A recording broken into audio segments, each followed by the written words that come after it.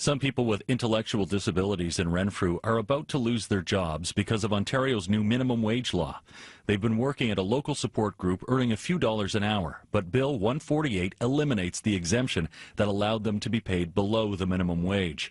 As Matthew Cooper reports, their parents are now lobbying political parties to bring it back. Travis Tashinsky sorts recycling at Community Living Renfrew. He earns about $2 an hour, but that's going to end May 31st. Sad and disappointed. His mother, Charlene Riopel-Badour, has been fighting for him to keep his job. She wants the province to reinstate an exemption for people who, she says, may not otherwise be hired for a job that pays minimum wage. My son is 37. He can't read or write. He is not worth $14 an hour, but he is worth something. Chris Beasley is CEO of Community Living Ontario. He says the group agrees with the province that the minimum wage should apply to all workers, no matter what. We talk about, people being devalued who have intellectual and developmental disabilities. This is literally devaluing them in terms of paying them pennies on the dollar. The parents have taken their concerns to PC leader Doug Ford. The PC party says the Liberals didn't do their homework before making changes to the law. The PCs plan to consult with families and agencies about restoring the minimum wage exemption. The Liberals say people with developmental disabilities deserve to be protected by the minimum wage. The party will work with agencies that want alternative programs. The NDP says it will increase funding for community groups trying to find local employment opportunities. Matthew Coop for CBC News, Renfrew. Good morning, I'm Robin Bresnahan. You're listening to Ottawa Morning. It's Tuesday, May 22nd.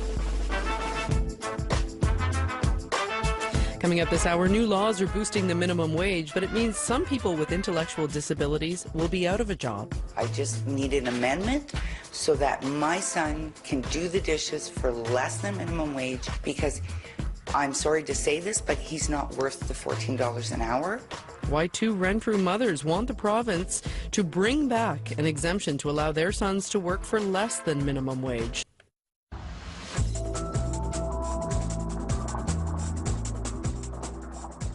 What's your job? The recycling. What do you do with the recycling? I sort it. I put the cans with the cans, the cardboard with the cardboard, and the plastic with the plastic. Well, that's Travis Tashinsky talking about his job at Community Living Renfrew with the CBC's Matthew Cooper. He's been doing it for years for a few dollars an hour, but at the end of the month, he will be unemployed. Ontario's new labour laws remove an exemption that allowed people with intellectual disabilities to work for less than minimum wage. The centre says it cannot afford to pay him and a few others $14 an hour. So, a group of parents are asking Ontario politicians to restore that exemption. Charlene Riopel-Badour is Travis's mother, and Lisa Duggan is advocating for her son Alex, who also works at Community Living Renfrew, and they're both in the studio with me now. Good morning to you both. Good morning. Good morning. Charlene, let's start with you, whose son we just heard, Travis there. When he found out that he was losing this job, how did he react? It takes a lot to get Travis upset. He's pretty calm, and he came home, he was totally devastated and didn't know why. And of course I didn't know why, because I had no clue as to what was happening until that Friday when he came home. I thought that he just had heard somebody wrong, that he just misunderstood, until I went to Community Living Monday when I picked him up and we had a meeting, and yes, their jobs are gone as of the 31st of May. What did the job mean to him? Everything. Travis is, like I say, all of our guys, it takes very little to make them happy. If he talked to, especially with my son, with men, if he gets talking with men, they're standing around, they're talking about their jobs and all this kind of stuff.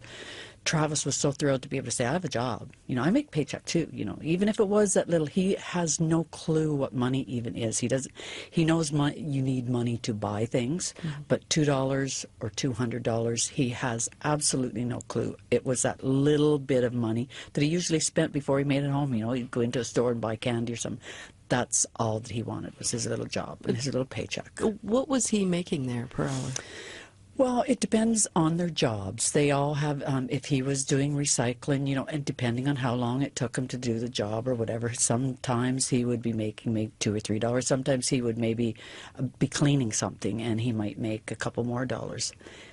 But it was never the fact of the money. It was the fact of he had a job and he got that little paycheck. And it was that little wee piece of paper that said that he had a job, because I always tried to teach my kids that no one works for free. You don't get nothing in life free. You have to work for it. So it was his way of contributing. It gave him self-worth. It gave him something to do. It gave him meaning in life. Lisa, your son Alex works with Travis. Tell us a little bit about him. Alex is a pretty cool little guy. Him and Trav are best friends. So, you know, I had them at the cottage this weekend and it was great. So Alex does the dishes. So, and again, I love my son dearly. I love Trav dearly. And they make their few little dollars. And they got almost like a pay stub. And it was that pay stub that they were so proud of, you know. It's not the money. It's the self-worth and the self-being. And they contributed. They contributed to society because they contributed to community living. We heard a little clip at the very beginning of this hour, and I'm not sure which one of you it was, but it was pretty striking because it said, I don't mean this to sound the wrong way, but my son isn't worth $14 an hour. That was me. That was you. Why did you say that? Because he isn't. Okay, if I am working at a job, let's just say it's whatever, construction, if I don't produce whatever I'm being paid an hour, so if it's $20 or $14, if I don't produce that, am I going to be kept in that company? Probably not. I'm going to get fired because I'm not meeting what I should in that hour's worth of pay. So Travis might be able to do the recycling that would take you or I 5 minutes to do. It might take him an hour. So therefore, I'm not saying that he's not worth having any money for it, but he's certainly not worth $14 an hour. And let's get realistic, like I say all the time. Walk a mile in my shoes, because until you have these children 24 hours a day, 7 days a week, most people, in most cases, don't have any idea what they're talking about. With him, he's not, I know he's not worth 14. He's not worth $14 an hour, but he is worth 2 or 3 or whatever, just so that he has a job, just so that he can say he works. What would you say to somebody who's having a hard time with that? That's having a hard time with it? Yeah. You come to Renfrew, you walk in my shoes, not for a day, not for a week.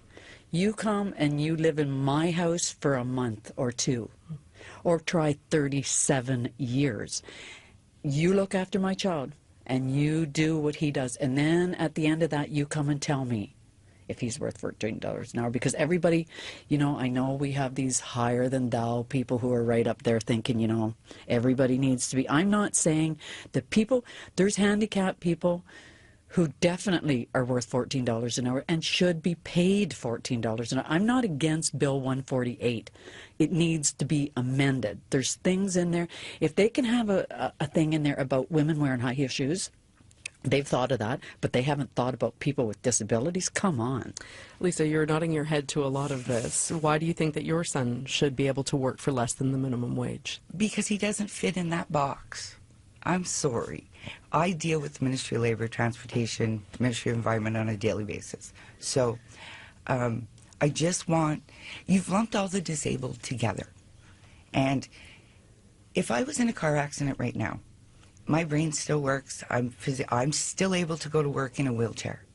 My son is not able to do it. His brain doesn't work like everybody else's. He is a unique individual. I love him dearly. He's the greatest. He's fun, he's loving, but he doesn't fit in that box of Bill 148. I need an amendment so that he can still do what he needs to do and feel part of the community. Have you asked either of your sons what they think of this? I mean, do they feel that they are worth $14 an hour? Would they like that money? Or they don't know what they don't know money an hour is. They just want their little jobs back. You know what? It's so simple. Everybody's making it difficult. Yeah, like, and I know, but some can do $14 an hour. Some can't. You know, and it's not just about the money. It's about the whole It's such a their big issue. self-worth. It really is their self-worth. Can I bring somebody else into this conversation with you? Keenan Wellar is the co-leader of Live, Work, Play. This is a nonprofit that helps people with intellectual disabilities find jobs in the community. Hi, Keenan. Hi, morning. What do you think of what you've just heard here? I'm heartbroken, to be honest. The whole discussion just really hurts me. It makes me really sad for a variety of reasons, just how badly the individuals and families have been failed by this situation. This should never have been a surprise. They should not be having to react to this situation because this has been coming for a long time. Pretty clear in 2015, but really clear by May 2017 when Bill 148, like this was already known.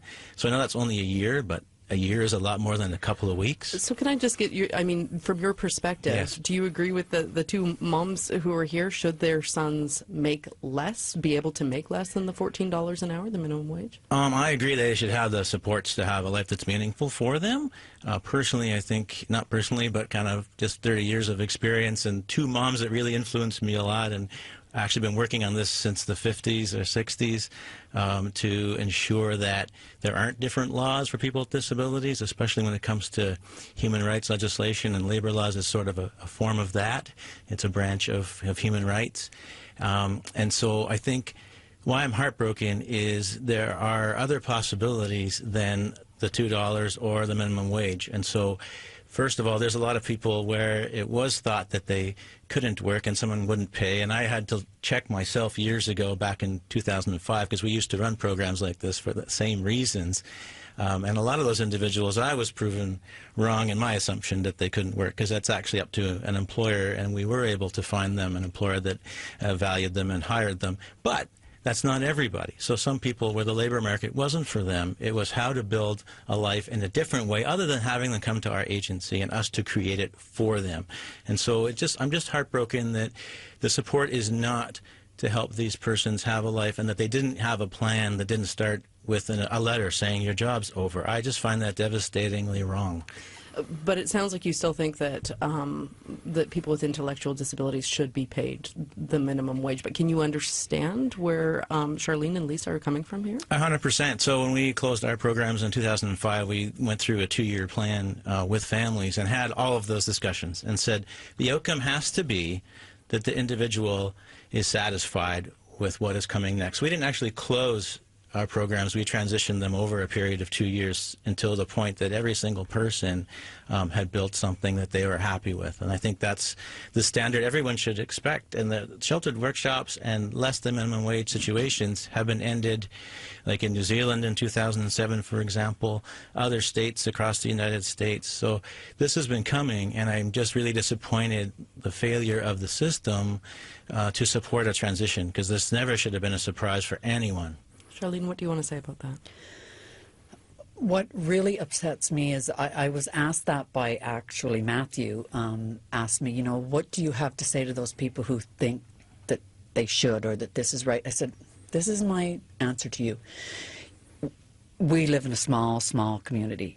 All of our special needs adults are treated with utmost respect. They can walk in anywhere with any kind of money, whether they have the right amount or not. They're given what they want. You know, like my son Francis goes into this restaurant all the time. He could have $2 or $10. No matter what he orders, they give it to him. So what I said to Matthew then was, for all these people who think that, you know, they know better than me about my child or whatever, you come to my town. You get jobs for every one of these kids that lost their jobs, and I walk away. Until then, I'm not done. I'm not done until they all have jobs and have a meaningful life, because that's what they deserve. And they are treated with respect. So like our town, they're really fortunate because Renfrew is a great community for the kids. And I've spoke to a lot of the business people there because I was on Main Street for a lot of years. This new bill, to start off with, has taken jobs from them. Like I had one person say that they didn't know whether they would hire anybody because the minimum wages went up and they can't afford it. So they're laying people off. So on top of all that, then you have all these other people now who need jobs and nobody's hiring. So as you say, Charlene, you're not done yet. So let's keep in touch. No. Definitely not. Lisa agrees. Okay, thank you all of you for being part of this discussion this morning. Can I just say Very one quickly. thing? Okay, we're also advocating. We need more housing. We need more day programs. Big time. Which we've definitely talked to Keenan about on the program before. He's been in this very chair. Yeah. Good to talk to you all. Thanks so much. Thank you. Thank you. It was Charlene Riopel-Bador and Lisa Duggan. They are advocating for their sons who will lose their jobs at Community Living Renfrew at the end of the month. And Keenan Wellar is the co-leader of Live, Work, Play, which is a nonprofit that advocates for people with intellectual disabilities.